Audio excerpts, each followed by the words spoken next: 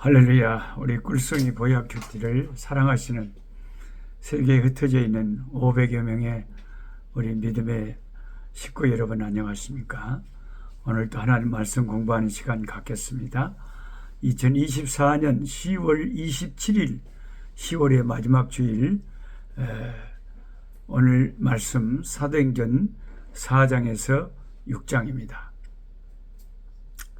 참, 오늘 10월 27일 하니까 한국 교회는 또 많은 분들이 서울에 모여서 이 동성애 합법화 반대 이것을 위해서 기도하고 소리를 높이려고 서울로 고생해서 또 모인다고 합니다.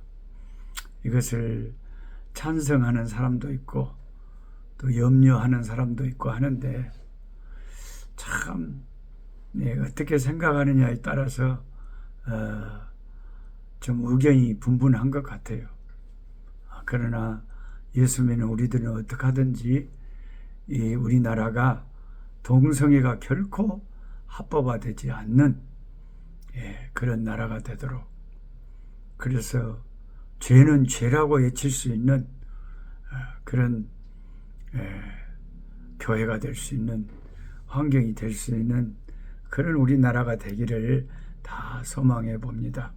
하나님께서 가는 사람이나 또 가지 못하고 기도하는 모든 주의 백성들에게 은혜 베푸시기를 소망합니다. 오늘 사도행전 5장에 보면 아나니아와 삽비라 사건이 나옵니다. 이 부분은 일심동체의 나쁜 케이스입니다. 남편이 정직하지 않으면 부인이라도 달라야 하는데 그들은 안 좋은 방향으로 부부가 수준이 또 같아 버렸습니다. 부부는 닮는다고 하지만은 저하고 제 아내는 안 그래요. 닮기는 닮았어도 좋은 건 닮았지만 하나님의 말씀에 어긋난 것은 아무리 아내고 아무리 남편이라도 그것은 아닙니다, 잘못됐습니다 라고 분명히 말을 합니다. 아예 처음부터 헌금을 안 했으면은 뭐 아무 문제도 없잖아요. 근데 묻으려고 헌금을 해갖고 명예심도 탐나고 물질도 탐나고 묻으려고 그래갖고 거짓말 때려버려갖고 그 사도 베드로한테 그런 무서운 결과를 당하냐 말이죠. 아니, 돈이 아까우면 그냥 돈이 나는 아까운 게 헌금 못해요. 그러면 되잖아요. 그러면 될 건데 못 하려고 돈도 아까우면서 또 교회에서 명예도 얻고 싶어갖고 그걸 그렇게 사람 어리석은 짓을 해갖고 성령을 속이고 그래가지고 자기 하나밖에 없는 목숨을, 불명예를 그렇게 얻냐 이 말이죠. 목숨도 잃고요. 아나니아와 삽비라는 사람을 속인 거였지만 결국은 하나님을 속인 것, 성령을 속인 거였습니다.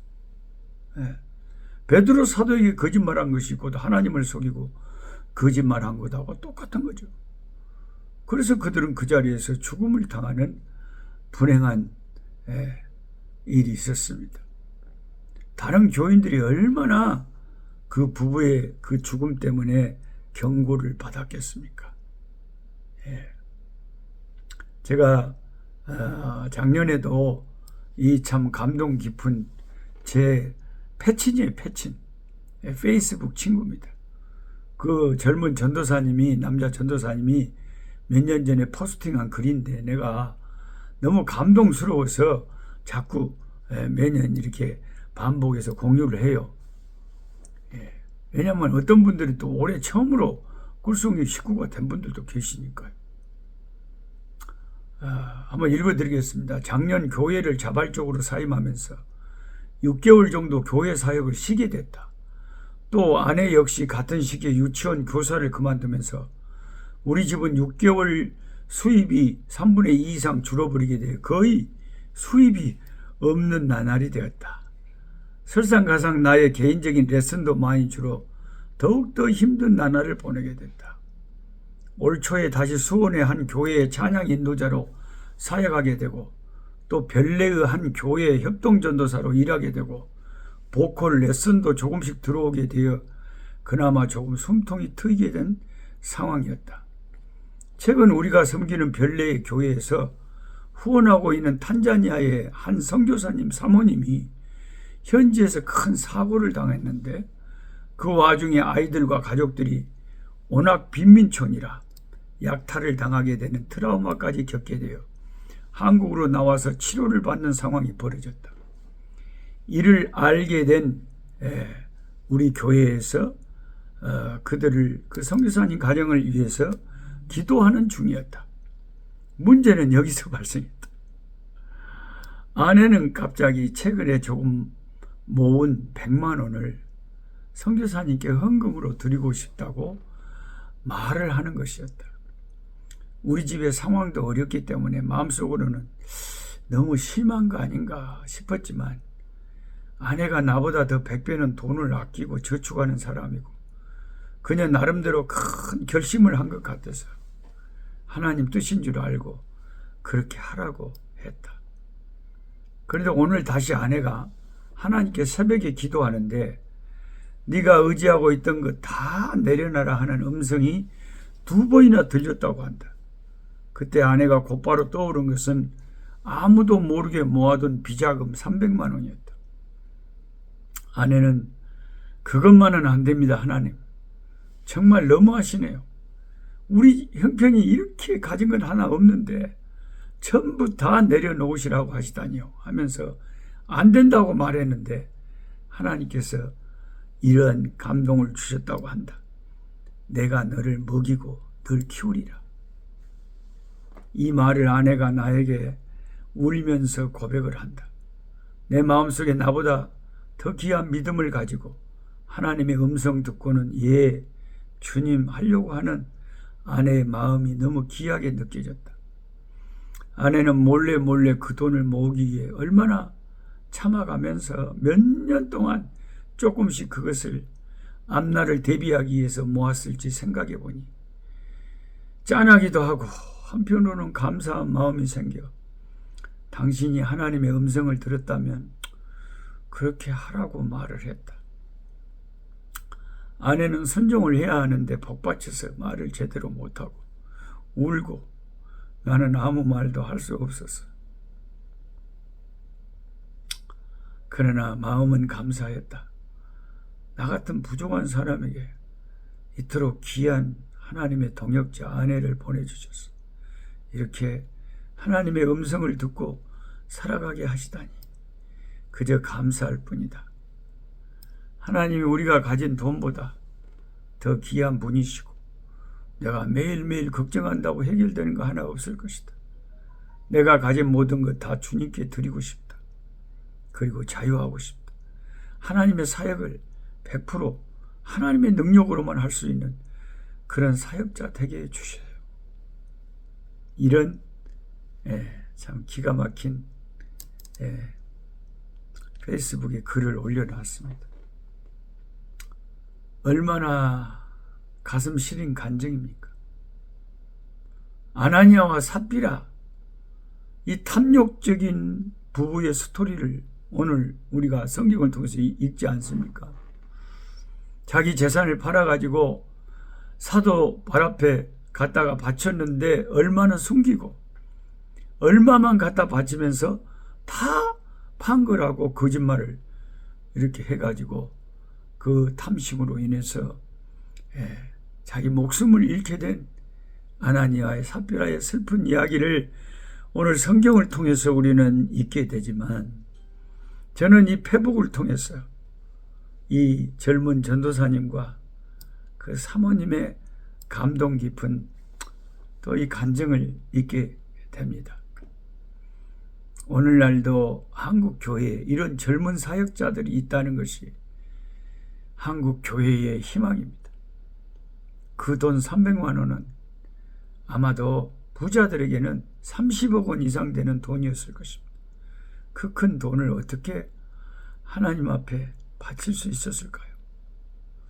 그런 마음의 감동이 있었다고 해도 그냥 모르겠다 하고 그냥 지나가면 될 건데 그걸 그 마음을 끝까지 그걸 못 이겨서 그 피 같은 그 자기들의 전 재산을 바친다는 것이 너무나 감동적이었습니다.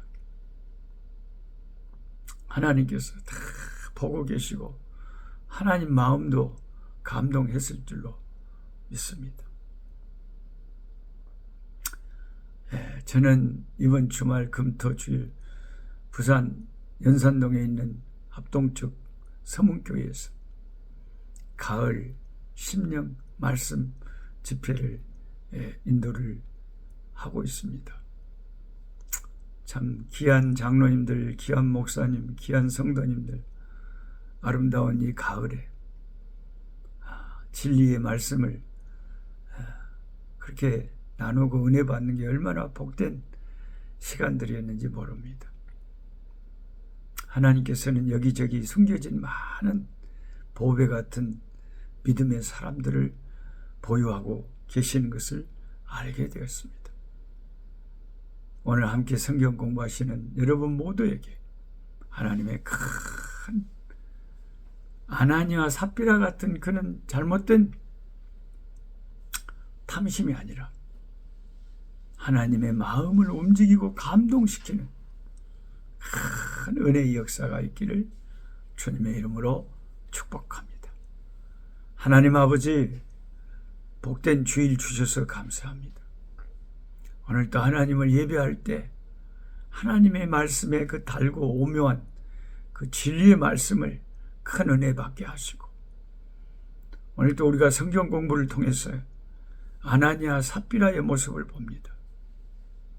교회의 명예심도 탐나고 사람들 앞에서 잘 믿는다는 모습도 보이고 싶고, 그렇지만 한편으로는 돈도 탐나고 아깝습니다. 우리가 이 두 가지를 다 얻을 수가 없는데 하나님, 한 가지는 포기하는 우리가 되게 해주시고 세상의 물질을 손해보든지 아니면 하나님이 주실 복을, 그 영광을 포기하든지 둘 중에 하나를 취할 수 있는 우리들 되게 하여 주옵소서. 예수님의 이름으로 기도드리옵나이다. 아멘. 약한 자 힘주시고 강한 자 바르게 주함자 정태함이 주님의 뜻이라. 해 아래 압박 있는 곳 주 거기 계셔서 그 팔로 막아 주시어 정의가